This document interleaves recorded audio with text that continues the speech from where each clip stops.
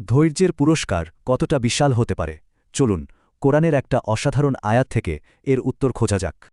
কোরআনের একটা আয়াতে কিন্তু ধৈর্যের আসল পুরস্কার নিয়ে দারুণ একটা কথা বলা হয়েছে। আয়াতটা শুরুই হচ্ছে বিশ্বাসীদের জন্য একটা বিশেষ এবং আন্তরিক আহ্বান দিয়ে। দেখুন, ভিত্তিটা হলো আল্লাহ সচেতনতা, মানে তাকওয়া। এখান থেকেই সবকিছুর শুরু। এরপর আয়াতটা আমাদের জানাচ্ছে এই দুনিয়াতে ভালো কাজ করলে তার ফল কি হয়।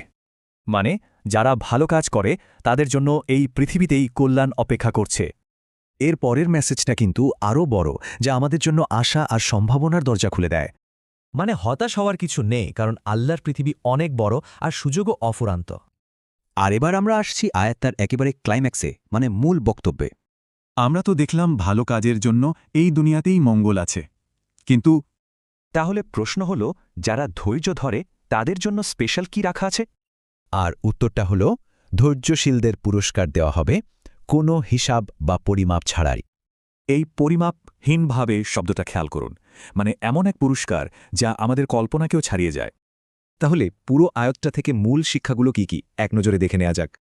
সবশেষে একটাই প্রশ্ন থেকে যায়, এই অসাধারণ গুণটা আমরা আমাদের প্রতিদিনের জীবনে কিভাবে কাজে লাগাতে পারি।